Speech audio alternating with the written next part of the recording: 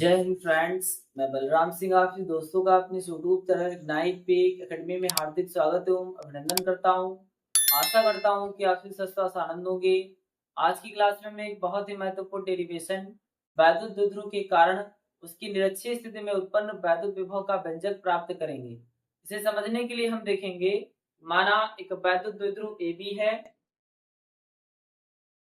माना एक वैद्युत द्विध्रुव ए बी है जो -q और +q आवेशों से मिलकर के बना हुआ है। द्विध्रुव की लंबाई 2l है, या हम कहें कि -q आवेश से +q आवेश तक की जो दूरी है या 2l है। माना द्विध्रुव का मध्य बिंदु O है और O से r दूरी पर द्विध्रुव के निरक्ष में एक बिंदु P है, जहां पर हमें वैद्युत विभव की गणना करनी है। माना एक वैद्युत द्विध्रुव ए बी है जो -q और +q आवेशों से मिलकर के बना हुआ है। द्विध्रुव की लंबाई 2l है। माना द्विध्रुव का मध्य बिंदु O है और O से r दूरी पर वैद्युत द्विध्रुव की निरक्षीय स्थिति में एक बिंदु P है, जहां पर हमें वैद्युत विभव की गणना करनी है। अब बिंदु B को बिंदु P से मिला देना है। बिंदु B को बिंदु P से मिला देना है और बिंदु A को बिंदु P से मिला देना है, इस तरीके से। अब इसके बाद में हम देखेंगे कि जो बिंदु O है यह AB का मध्य बिंदु है, तो पूरी जो लंबाई है वैद्युत द्विध्रुव की यह 2l है, इसलिए आधी आधी ये L और L में डिवाइड हो जाएगी। तो इसमें हम लिखेंगे कि माना एक वैद्युत द्विध्रुव AB, माना एक वैद्युत द्विध्रुव AB है जो -q व +q आवेशों से मिलकर के बना हुआ है। जो -q तथा +q आवेशों से मिलकर के बना हुआ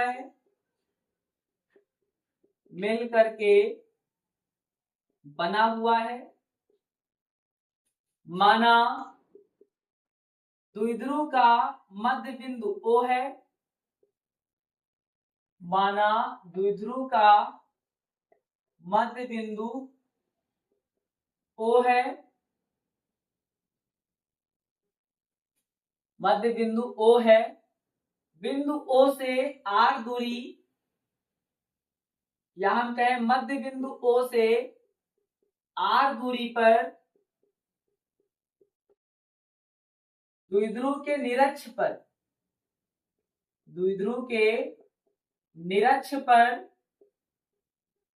एक बिंदु P है, जहां पर हमें वैद्युत विभव की गणना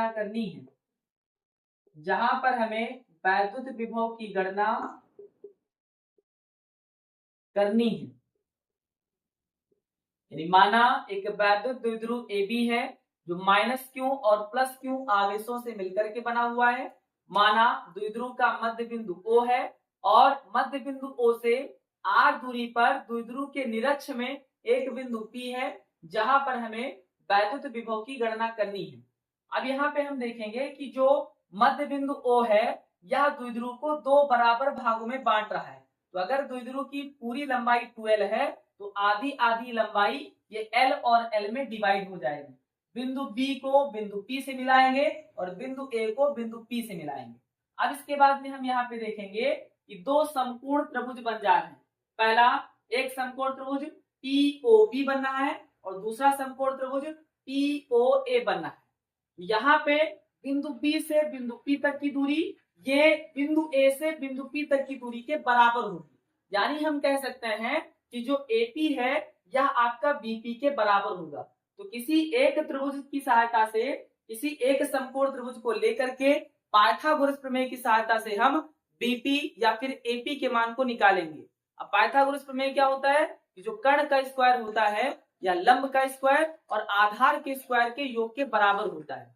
तो इसमें हम देखेंगे कि सबसे पहले हम लिखेंगे कि माइनस क्यू आवेश से बिंदु P तक की दूरी, माइनस क्यू आवेश से, या सबसे पहले हम त्रिभुज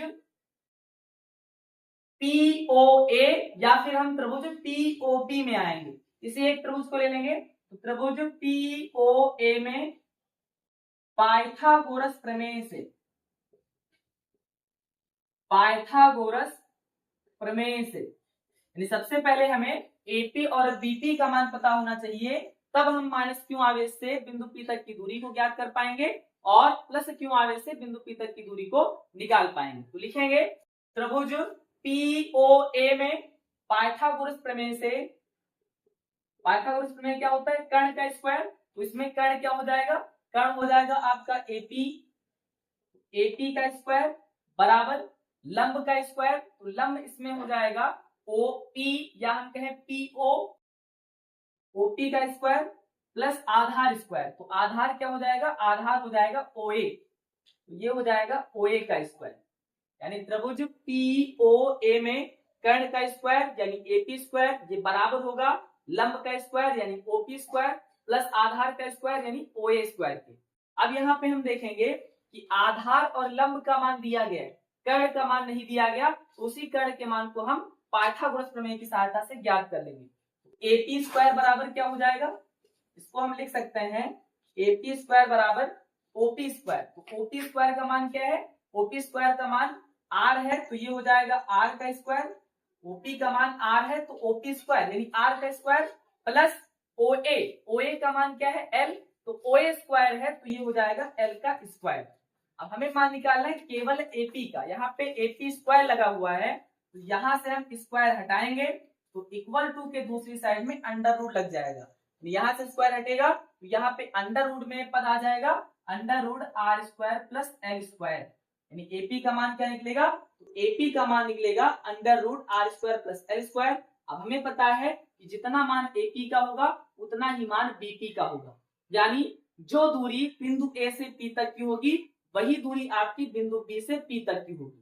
तो इतना आप नोट करेंगे, फिर इसके आगे से हल करते हैं। अब इसके बाद में देखेंगे कि जो AP है यह BP के बराबर है, इसलिए जो BP है इसका मान भी under root R square plus L square के बराबर हो जाएगा। तो लिखेंगे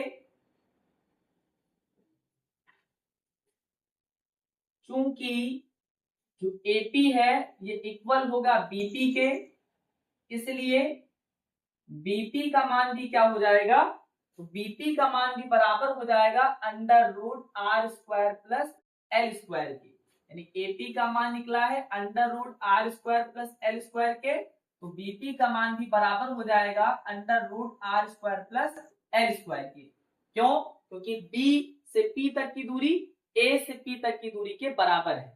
अब हम कह सकते हैं कि माइनस क्यू आवेश से, माइनस क्यू आवेश से बिंदु P तक की दूरी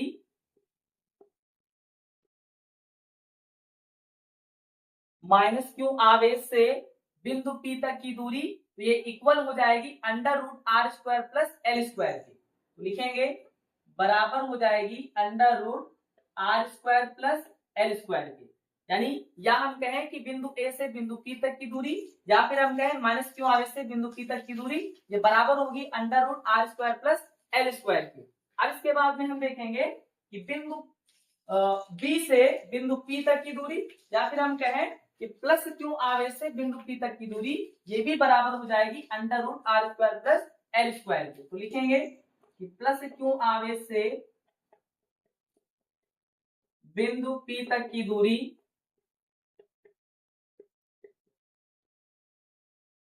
ये बराबर हो जाएगी under root R square plus L square की। अब हम निकालेंगे कि माइनस क्यू आवेश के द्वारा बिंदु P पर उत्पन्न वैद्युत विभव और प्लस क्यू आवेश के द्वारा बिंदु P पर उत्पन्न वैद्युत विभव। तो सबसे पहले हम देखेंगे कि प्लस क्यू आवेश द्वारा बिंदु P पर उत्पन्न वैद्युत विभव, प्लस क्यू आवेश द्वारा बिंदु P पर उत्पन्न वैद्युत विभव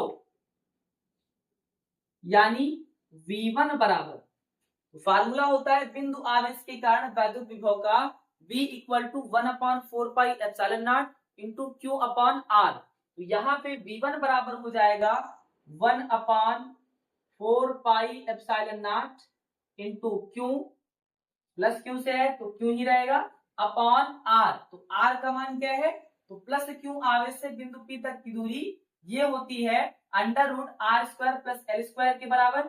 यहाँ पे हम लिखेंगे √r² plus l², √r² plus l²।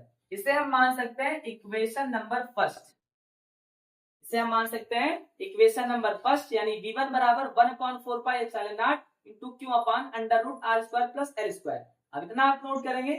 अब इसके बाद में हम इसे आगे हल करेंगे।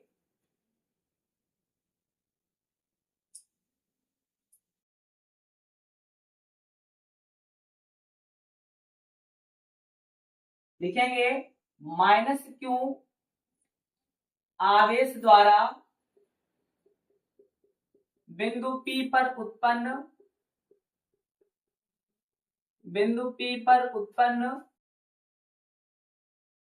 वैद्युत विभव, -Q आवेश द्वारा बिंदु P पर उत्पन्न वैद्युत विभव यानी V2 बराबर ये हो जाएगा 1/4πε0 इंटू Q। तो -Q आवेश द्वारा बिंदु P पर उत्पन्न वैद्युत विभव, तो यहाँ पे हो जाएगा माइनस का Q अपॉन R। तो R का मान क्या है, R का मान हो जाएगा √r² प्लस l²। अब यहाँ पे इसको हम ब्रैकेट में कर देंगे। अब ये जो माइनस है इसको हम सामने लिख सकते हैं, यानी V2 बराबर माइनस का 1/4πε0 into Q upon √r² plus l²। अब इसे हम मान लेंगे इक्वेशन नंबर सेकेंड। क्या मान लेंगे, इक्वेशन नंबर सेकेंड। सबसे पहले प्लस Q आवेश के द्वारा बिंदु P पर उत्पन्न वैद्युत विभव V1 का मान हमने निकाला 1/4πε0 इंटू Q अपॉन R। तो R का मान निकला है √r² प्लस l²। इसे हमने मान लिया इक्वेशन नंबर फर्स्ट। फिर इसके बाद में हमने -Q आवेश के द्वारा बिंदु P पर उत्पन्न वैद्युत विभव यानी V2 के मान को निकाला है। V2 बराबर हो गया है 1/4πε0 into -Q upon √r² plus l²। अभी जो माइनस है इसको हम यहाँ पे सामने लिख सकते हैं, यानी V2 बराबर हो जाएगा माइनस का 1/4πε0 into Q upon √r² plus l²। इसको हम मानेंगे इक्वेशन नंबर सेकेंड। अब इसके बाद में हम बिंदु P पर परिणामी वैद्युत विभव यानी P के मान को निकालेंगे। तो परिणामी वैद्युत विभव यानी P बराबर हो जाएगा V1 प्लस V2। क्या हो जाएगा, V1 प्लस V2। तो लिखेंगे बिंदु P पर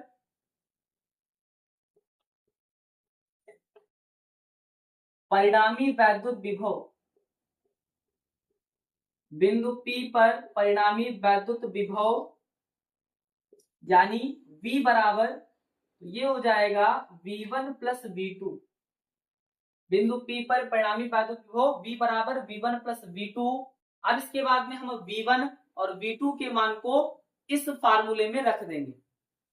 अब इसके बाद में हम देखेंगे कि V1 का मान निकला है 1/4πε0 into Q upon √r² plus l² और V2 का मान निकला है माइनस का 1/4πε0 into Q upon √r² plus l²। लिखेंगे V बराबर 1/4πε0 इंटू Q अपॉन R है √r² प्लस l²। ये आपका V1 का मान हो गया, प्लस V2 का मान है माइनस का, इसको हम ब्रैकेट में कर लेंगे, माइनस का 1/4πε0 into Q upon √r² plus l²। ये आपका V2 का मान है, ब्रैकेट क्लोज। अब इसके बाद में हम देखेंगे कि जब ब्रैकेट को ओपन करेंगे तो प्लस माइनस ये माइनस हो जाएगा, यानी हम लिखेंगे कि v बराबर 1/4 pi epsilon naught into q upon under root R square plus L square plus minus तो माइनस हो जाएगा 1/4 pi epsilon naught into q upon under root R square plus L square. इसको हम इरेज कर दें कि हमें पता चल ही चुका है कि जो AP है ये BP के बराबर है।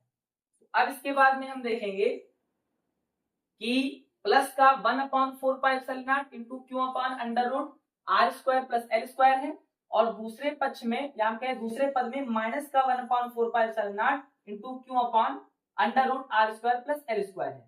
ये पूरा पद प्लस का वही है और ये पूरा पद माइनस का वही है, यानी b बराबर आएगा 0, यानी बिंदु P पर जो परिणामी वैद्युत विभव है या शून्य हो जाएगा।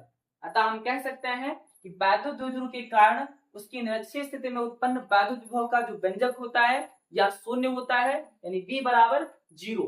अब इसे आप नोट करेंगे। इस तरीके से आज की क्लास में हमने वैद्युत द्विध्रुव के कारण उसकी निरक्षीय स्थिति में उत्पन्न वैद्युत विभव का व्यंजक प्राप्त किया है। इससे आगे क्लास अगले वीडियो में होगी, तब तक के लिए पढ़ते रहिए, बढ़ते रहिए। Thank you. जय हिंद, जय भारत।